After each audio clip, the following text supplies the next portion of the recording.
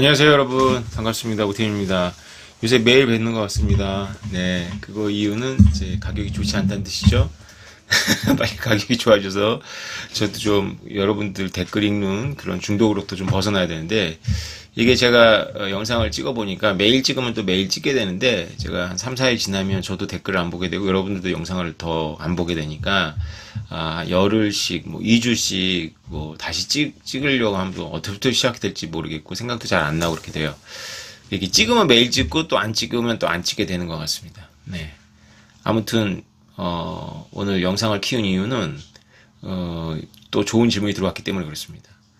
먼저 여러분들 오늘인가 어제 밤에 미국이니까 올라온 빌리 존님의 그 영상을 꼭 보십시오. 제가 비트코인을 이해하는 것은 세계 질서를 이해하는 것이고 세계 질서를 이해하는 것은 미국을 이해하는 것이다라는 것에 대해서 이제 빌리 존님이 받으셔서, 저는 빌리 존님이 이제 기초반을 해주기를 원했는데 이제 심화학습으로 가셨어요. 내용 좋습니다. 네. 소프트 파워도 나오고, 네. 꼭 보시기 바라고요. 요새 제가 EBS 촬영을 다니고 있는데, 이제 하루 남았는데, 저희 아내가 계속 따라가요. 저희 아내가 이제 비공인 의상 담당으로 따라오는데, 12번의 강의를 모두 옷을 바꿔 입히겠다라는 목적으로 저는 출연료보다 훨씬 비싼 옷을 얻었습니다. 12번 세트를 입고, 촬영 가기 전날 이것저것 입어보고, 아주 고통을 당하고 있습니다. 아주 귀찮아요. 그래서 그냥 내가 그렇게 가서 입을게 그러고 따라오지 말라 그래도 따라와요. 왜냐면 제가 이제 남자다 보니까 그냥 한 벌로 그냥 쭉 귀찮으니까 갈 것 같아서. 근데 이제 우리 아내가 사실 여러분들 잘 믿어지지 않으시겠지만 비트코인에 대해서 진짜 모릅니다. 아무것도 모릅니다. 8년 전에 제가 사토시 나카모토 얘기하고 한 5분 지나고 나서 우리 아내가 진공청소기를 켰어요.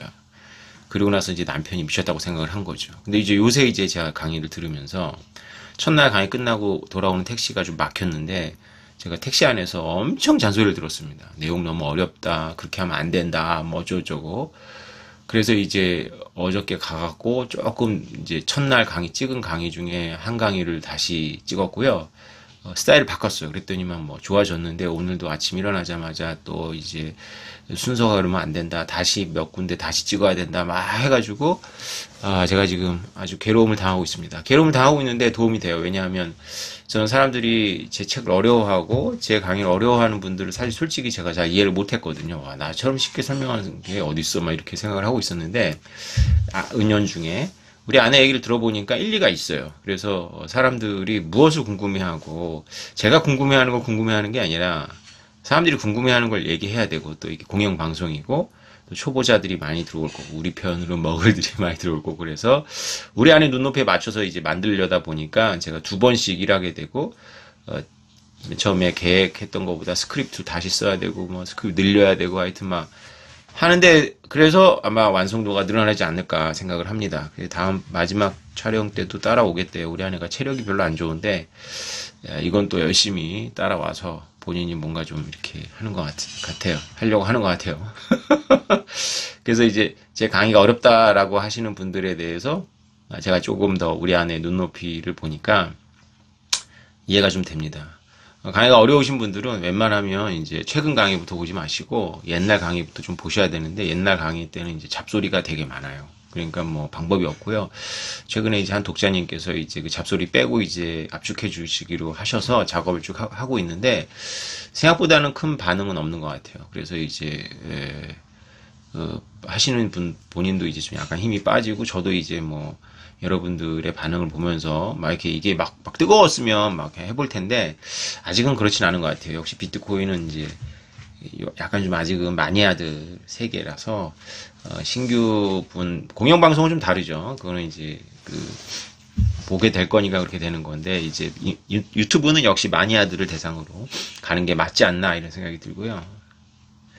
자, 어떤 분이 이런 질문을 하셨습니다. 러시아가 도대체 돈을 어디다 보관하고 있길래 제재를 당하냐 이런 이야기를 하셨습니다. 아주 굉장히 좋은 질문입니다. 사실은 우리가 글로벌 금융 시스템을 제대로 이해를 해야지 이 비트코인의 비트코인과 관련한 각국의 이해관계라든가 이런 걸 이해할 수 있는데, 한국에서는 그 전공자가 거의 없는 것 같아요. 제가 보니까 그걸 경험하시는 분들은 많죠. 기업에서 일하시는 분들이 이런 분들은 많은데, 글을 전공하셔가지고 그것만 파는 분은 별로 없는 것 같아요. 김기수라는 분이 계세요. 김기수 박사라는 분이 계신데, 국제통화금융체제와 세계경제 패권이라는 책이 있습니다. 이게 절판됐고요. 절판돼서 책을 구하기가 되게 어렵고, 책이 되게 두껍고 어렵습니다. 저는 이 책을 애장하고 여러 번 읽었는데, 제 비서가, 옛날에 있었던 비서가 제 책을 여러 권 빌려가서 이 책하고 제 중요한 몇 권의 책을 돌려주질 않고 있어요. 아마 팔아먹었든지 잃어버렸든지 한 것 같은데, 다시 살 요량은 안 생기고 좀 아깝고 그래서 저 도서관에서 빌려옵니다. 몇 번 빌려서 더 갔어요. 근데 여러분들 만약에 이쪽 분야로 공부를 하고 싶으면 김기수 박사님 책은 다 좋아요. 저는 한국 작가 중에서 제일 많이 읽은 작가가 김기수 박사님 책들입니다. 저는 김기수 박사님 책은 다 읽습니다. 거의 다 읽은 것 같아요. 워낙에 이렇게 탁견이시고 이쪽 분야에서는 좋은 관점을 가지고 계시고, 국제 통화금융체제와 세계경제 패권, 이 책만 어렵지 다른 책들은 되게 소프트하고 좋습니다. 사실 우리 저희 형이 하나 있다 그랬잖아요. 저희 형이 국제정치학 박사예요. 그래서 조제 같은 저희 엄마가 수명을 갈아서 박사 하는데 도움을 줬는데, 참 그때는 제가 이해를 못하고 막 그랬지만, 저희 형이 상당히 나라를 위해서 좋은 일을 했습니다. 단지 학자로서만이 아니라 정부에서 잠깐 일을 했는데 참 풀기 어려운 일을 풀어냈어요. 그런데 이제 한국 사회가 이렇게 저도 많은 경험을 했지만 오리지널리티를 잘 인정 안 해주는 사회예요. 그래서 상관들이라는 사람들이 잘하는 짓이 부하 직원의 공을 가로채는 거 진짜 잘하거든요. 그거 선수들이에요. 그래서 조직에서 높이 올라간 분들을 제가 다 비하하는 건 아닙니다. 저희 아버지 표현을 빌리면 배운 놈 새끼들이 뭐 이렇게 할 때 제가 아버지한테 이렇게 반발한 적은 없지만, 이렇게 말해봐야 소용도 없고 한 적은 없지만, 제가 우리 아버지한테 꼭 해주고 싶은 말이 있어요. 배운 사람들이 거기까지 올라가려고 얼마나 인내하는 줄 아냐. 배운 사람들의 삶은, 우리 아버지는 이제 배운 사람들의 삶은 완전히 이제 자신의 인생하고는 다르게 막 레드카페가 쫙쫙 깔리고 이러는 줄 알죠.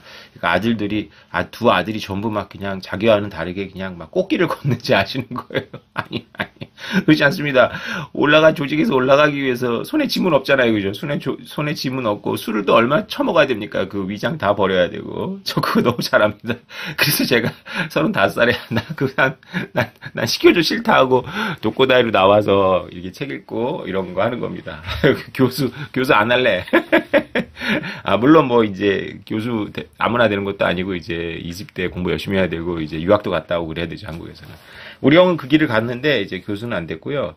제가 보기에는 국가에 굉장히, 제가 나중에 설명할 기회가 있을 거예요. 굉장히 결정적인 공헌을 세웠는데 잘 안 풀리고 있어요. 뭐 교수가 된다거나 어디 국제 연구소에 들어간다 이런 건 아닌 것 같고, 제가 보기에 나라를 위해서 참 중요한 일을 배운 사람이라서 한 게 아니라 우리 형의 성품으로, 제가 알고 있는 그 인간의 성품으로 이제 했는데, 참 어려운 문제. 나중에 여러분이 들으면서 깜짝 놀랄 겁니다. 그래서 우리 전쟁 고아였고, 그리고 초등학교도 제대로 못 나왔던 우리 엄마가 참 얼마 남지 않은 중풍에 걸리셨거든요. 근데 얼마 남지 않은 그런 삶을 갈아가지고 박사 만들어가지고 참 나라를 위해서 저희 엄마가 좋은 일 했다, 이런 생각 저는 하고 있어요. 그래서 제가 그때는 이해를 못하고 참 그랬는데, 시간이 지나서는 참 우리 엄마로서는 그게 최선 선택이었구나, 참 보람 있는 삶이구나, 좋은 열매를 얻으셨네, 이런 생각을 하고, 저도 저희 형을 인정을 합니다. 근데 그 인간이 비트코인에 관심이 없어요. 제가 2년 전에도 가갖고 비트코인 관심 가져야 되고, 국제정치학자들이 관심 가져야 된다, 이거 국제정치학의 이슈다라고 하는데, 진짜 선비들이 되나가지고요. 이게 그러니까 일단 멀리 해야 된다는 그 이상한 생각이 있는 것 같아요.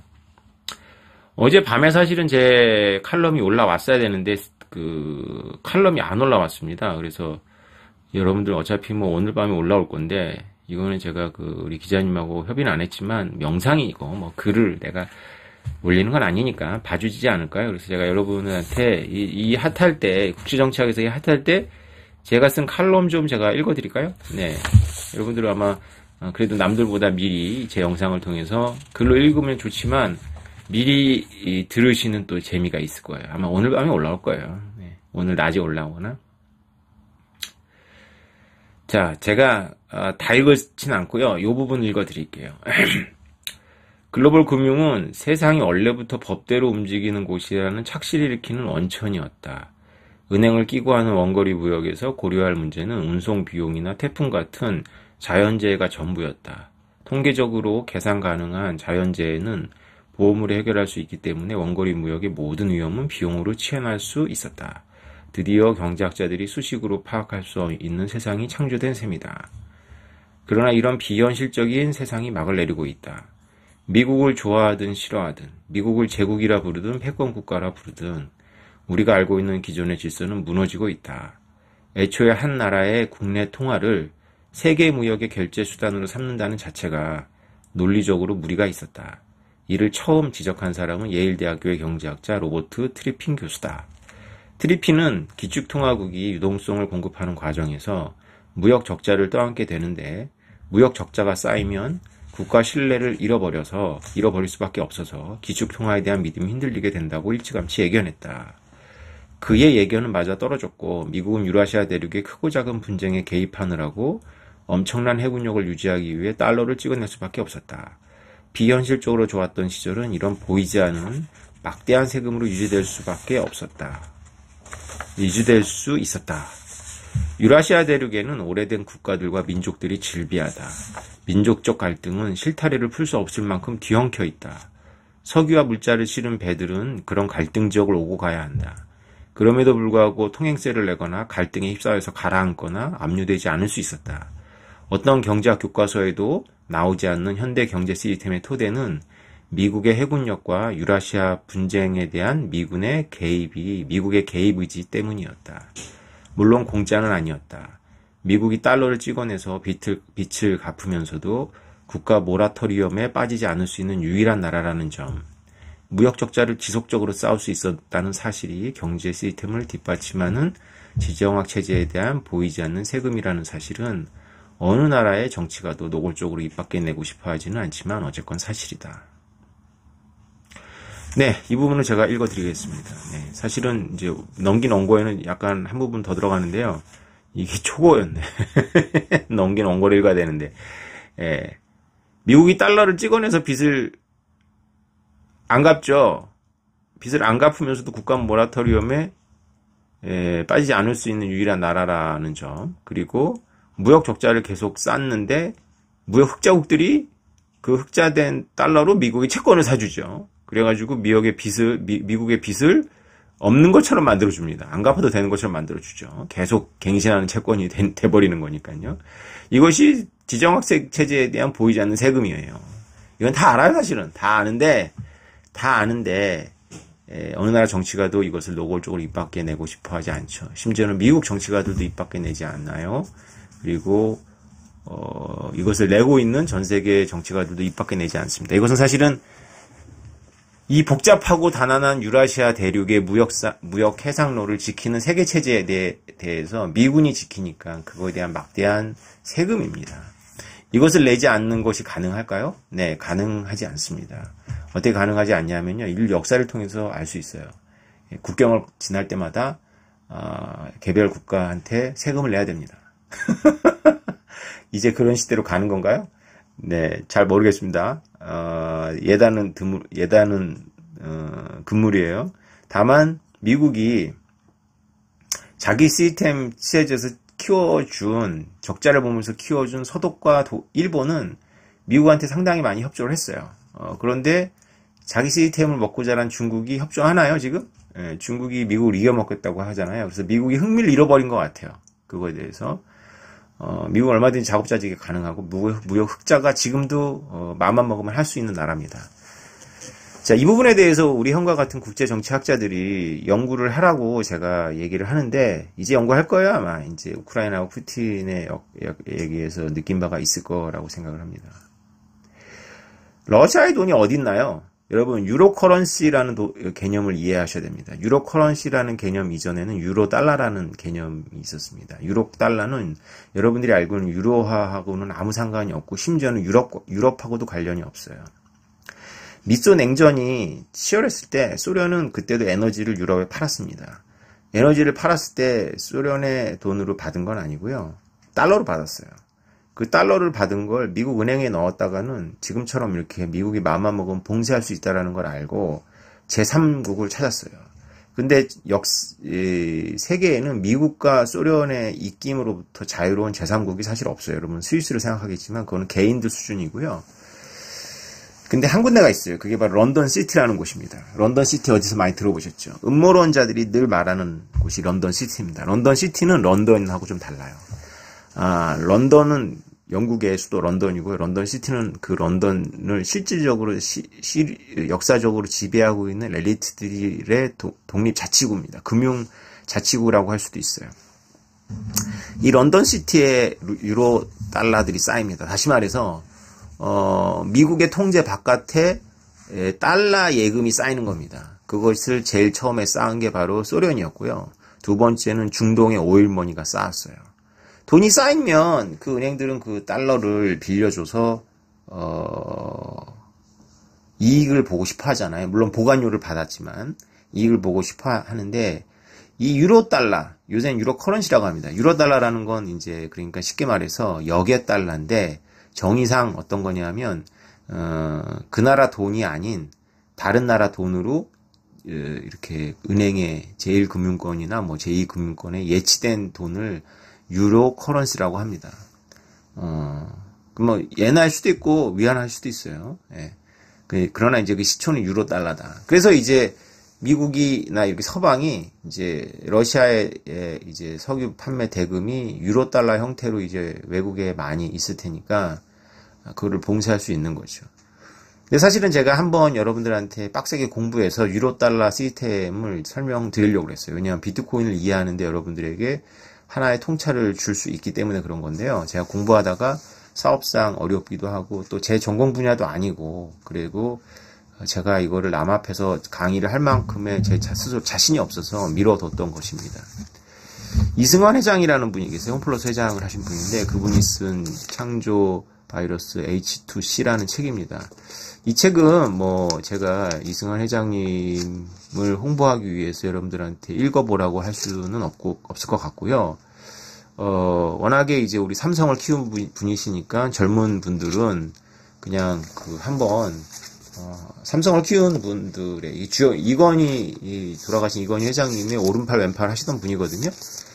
그런 분들이 어떤 삶을 살았는지를 여러분들이 이해한다는 차원에서 한번 보시면 도움은 될 것 같아요. 저 개인적으로는 괜찮았습니다. 뭐 전혀 어렵지 않은 책이고요. 본인의 이야기를 많이 쓰셨어요. 그런데 재밌는 건 뭐냐면 이 유로 달러랑 관련이 있는데 지금 이 이승환 회장님을 모시고 있는 분이 이제 저하고 아주 절친이라서 제가 물어봤더니 회장님 본인은 모르더라고. 그러니까 모르고 하는 거야, 모르고. 기업인들은 모르고 할 수 있어요. 이분이 이제 삼성물산인가요? 거기 처음 이제 외국으로 그 당시에 이제 외화가 되게 드물 때 외국으로 이제 출장을 간 곳이 런던이에요. 왜 런던으로 갔겠어요? 런던 시티로 가야 되기 때문에 그렇습니다. 런던 시티에 뭐가 있나요? 런던 시티에 유로 달러가 엄청나게 쌓여 있습니다. 유로 달러 규모는요, 지금도 어마어마해요. 제가 김기수님 책도 꽤 오래된 책인데 그 책을 통해서 보면 미국 GDP의 몇십 배일걸요? 이 유로 달러라는 시스템은요, 쉽게 말하면 국제적인 하이소사이어티의 사채 시장이에요. 그러니까 우리나라로 치면 명동이죠. 여러분들 젊은 세대의 명동 모르는데 하여튼 사채가 제1금융권, 제2금융권이 아니라 그냥 사채 있잖아, 사채. 그런 사채예요. 저는 이거를 이렇게 비유하고 싶어요. 국제정치학이나 이쪽을 전공하신 분들은 이제 제 이야기를 듣고 기겁을 할지 모르겠지만 이건 어디까지나 제 아내 같은 사람들을 위해서 해주는 말이니까요. 그렇더라고요. 네. 이해하도록 만들려면 이제 좀 비유가 과감해야 돼요. 포르노를 인터넷으로 뭐 얼마든지 볼 수 있는 시대가 됐잖아요. 이 시대 전에도 그 시장이 있었어요. 우리가 황색 비디오라 그래가지고 비디오방에 가면 어느 한 구석에 황색 코너가 있었어요. 사실 요새는 대한민국 영화가 세계를 석권하고 하지만 옛날에는 대한민국 영화는 진짜 아무도 안 봤어요. 한국인도 안 봤는데 그 대한민국 영화의 시장의 메조리티는 우리가 극장에서 상영되고 있는 이게 아니라 우리가 황색 영화라고 하고 있는 바로 그런 영화예요. 반포르노죠, 반포르노. 남성들이 이제 총각 냄새 물씬 풍기는 남성들이 이제 서성이죠. 서로 눈치를 보면서 아주 야하진 않습니다. 그냥 내용만 야하죠. 저도 봤습니다. 젊었으니까. 아씨, 우리 딸이 안 보겠지? 하여튼, 그런데요, 그 영화가, 그게 있다는 걸 누구나 다 알잖아요. 그게 있다는 걸 누구나 다 아는데, 누구도 얘기를 하지 않죠. 그게 어마어마한 시장이었습니다. 지금 뭐 사라졌겠죠. 지금도 있나요? 하여튼, 어마어마한 시장인데, 그게 사실은 주류, 막 우리가 알고 있는 영화 배우들이 뭐 이렇게 시사회하고 이런 시장보다 그 당시에 더 컸을 거예요, 아마. 유로 달러 시장이 정확하게 그렇습니다. 쉽게 말해서 유로 달러 시장은 직접적으로 연준의 이자율 영향을 받지 않습니다. 은행들이 연준의 이자율에 영향을 받는 이유는 왜 그러냐면 연준이 이자율을 선언하면 그 이자율이 이제 그 연준한테 이제 그 지불 준비금 중에 일부를 예치할 수밖에 없는 그 은행들의 그 이자율의 기초 베이스 이자율이 되고 그래서 이제 이렇게 퍼져나가는 건데요. 유로 달러는 애초에 연준하고 상관없이 달러긴 하지만 뭐 중동 머니라든가 러시아의 돈이라든가 이런 외국인들이 외국에 맡긴 돈이기 때문에 연준의 주권이 행사되지 않는 곳에 맡기는 돈이기 때문에 연준 이자율에 직접적인 관련을 받지 않습니다. 그래서 이자율이 높겠죠. 그러니까 연준 이자율을 낮춰도 자연 이자율에 가깝게 형성이 됩니다. 그러면 이제 어떻게 빚을 이제 받느냐? 그러니까 일반인들은 거기에 접근이 안 되죠. 신뢰가 어느 정도 있어야 되고요. 급전을 이제 받는 겁니다. 그러니까 삼성이 이제 거기에 사무소를 내고 이승환 이런 분들은 거기에 이렇게 상주시키는 거죠. 그래서 삼성 같은 회사가 급전이 필요할 때 보통 1일물이라고 하는데요. 그러니까 그냥 하루 동안 돈이 필요한다거나 뭐 일주일 동안 돈이 필요하면 이제 급전을 쓰는 거죠. 그래서 급전을 이제 쓰고 그거에 대한 이자를 냅니다. 우리가 친구 사이에서는 하루 동안 돈 빌려주고 하루 만에 갚으면 이자 받지 않지만 사실은 모든 그 이자율의 베이스는 1일물이 정하는 겁니다. 금융시장에서. 그래서 1일물은 떼일 위험이 없으니까 이제 거의 담보 없이 신용으로 이렇게 해주고 하는데 그 말이 1일물이지 하루살이가 하루 사는 게 아니잖아요. 되게 단기 금융 같은 것이 형성이 됩니다. 이게 세상 사는 이치인 것 같아요. 제가 보기엔. 여러분들 지금 이런 질문 하시는 거잖아요. 그러니까 지금 제가 예견했던 대로 자꾸 이걸 강조하면 제가 굉장히 예지력이 있는 것 같지만 사실은 비트코인을 열심히 공부한 사람들은 예측했던 거죠. 핑퐁이 지금 오가잖아요. 그러니까 러시아가 우크라이나를 침공한다. 미국이 군대를 파병하지는 않고 가장 최고도의 난이도의 제재를 가하려고 한다. 그것은 바로 러시아의 모든 금융 결제망을 전부 국제적으로 차단하는 거다. 이것이 기존의 포스트 1945 시스템에서는 가능했는데 지금은 비트코인이라는 게 있어가지고 안 된다. 이러는 거잖아요. 옛날에도 안 됐어요. 다시 말해서 세상에는 우리가 보는 양지가 있고 또 음지라는 게 있습니다. 그리고 그 음지라는 걸 또 완전히 무시해버리면 이 양지가 혼탁해져요. 그래서 이상주의자들이 늘 실패하는 부분이 그 인간의 침팬지성입니다. 그래서 세상에는 양지가 있고 음지가 있는데 유로 커런시라는 게 실제 말하면 국제적인 음지 시장인 거죠.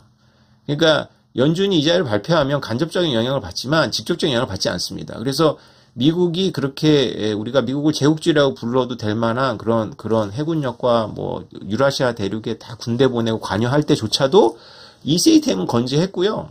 그 시스템이 그냥 돌아갔어요. 그러니까 미국이 어떻게 하지 못하는 시스템들이. 그러다가 이제 오바마 정부 때부터 막 스위스 은행들 보고 계좌 까라고 그러고 하면서 이제 그 글로벌리스트라고 부르는 이상주의자들이 그들이 이제 미국이 제국주의라면 이제 미국의 제국주의 엔진이에요. 그들이 자꾸 이제 이런 숨쉴 곳을, 이런 음지가 숨쉴 곳을 자꾸 틀어막고 있어요. 그것이 이제 리카즈의 책에 이제 나오는 내용이고요. 음지가 숨쉴 곳을 이제 틀어막고 있고 지금같이 이제 푸틴이 세계적인 빌런이 돼버리니까 이제 런던시티까지도 이제, 원래 런던시티는 영국 왕실하고 계약이 되어 있는 이렇게 따이따이로 계약이 되어 있을 만큼 강력한 그 길드 형체였고요.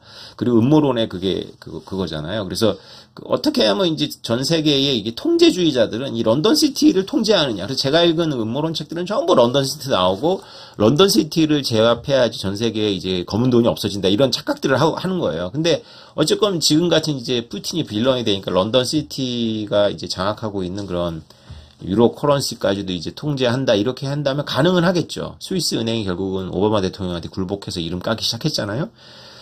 또 마침 이럴 때 이제 비트코인이 튀 나온 거죠. 그래서 이제 미국의 뭐 민주당이나 이런 데가 이제 법안을 발표해서 뭐 비트코인을 뭐 금지한다거나 비트코인의 거래를 금지한다거나 뭐 할 수 있을 거라고 저는 생각해요. 정치가들은 뭐 암을 할 수 있다면 암을 금지하는, 암은 불법이야 이제, 암은 불법 이렇게 발표할 수 있지 않겠습니까? 제가 생각하는 정치가들은 충분히 그런 상상력을 가지고 있는 통제주의자들입니다. 근데 그게 안 되잖아요. 그게 되나요? 그리고 되고 안 되고를 떠나서 그게 좋은가요? 네, 양지만 있고 음지를 싹 다 밟는 게 좋은가요? 네. 국제금융도 그렇습니다. 이 부분은 제가 여러분한테 이 정도밖에는 설명을 못할 것 같아요. 왜냐하면 공부가 덜 됐거든요. 그래서 저한테 미국이 무역 흑자를 낸다는 것에 대한 게 여러분들한테, 많은 분들한테 충격이었나 봐요. 네. 충격받을 거 하나도 없습니다. 제가 저희 형한테 저희 형이 그래서 저한테 충격받아서 그 얘기를 저한테 1년 전에 듣고, 비트코인 속성이 이렇다는 이야기를 이제 비트코인 우습게 봤다가 이제 듣고 저한테 물어보더라고요. 그래서 제가, 아유, 19세기 금융 연구해. 18세기, 19세기 무역 연구하면 답 나와. 빨리 논문 써. 먼저 쓰면 좋잖아. 학자들한테 제일 좋은 게 뭐예요? 남보다 논문 써가지고 날짜 박는 거 아닙니까? 예, 그럼 다 거기 인용해야 되는데. 저희 사업하는 사람한테는 특허 내가지고 날짜 박는 게 제일 중요하죠. 그래서 제 특허 가지고 뭐, 안 된다, 젠다, 안 돼. 아유, 씨. 그렇지 않아. 특허는 날짜가 중요해. 2018년 10월에 인간 유전자를 블록체인에 넣는다라는 특허를 전 세계에 박아놓은 게 그게 중요한 거야. 특허는 사실은 얼마든지 대기업들은 조금 바꿔서 다 낼 수 있어. 문제는 뭐냐면, 그렇게 하기에는 이제 도덕적인 문제가 있는 거고, 방어용이고, 뭐, 우리가 특허 상한양권도 아니고, 또 이제 특허 내서 이제 또 날짜 박아야지. 2018년도에는 블록체인이라는 것 자체가 테크놀로지로 인식이 됐기 때문에, 거기에 이제 유전자를 넣어서 박는 것이 굉장한 그 기술처럼 인정이 돼서, 저희를 도와준 변리사님이 지금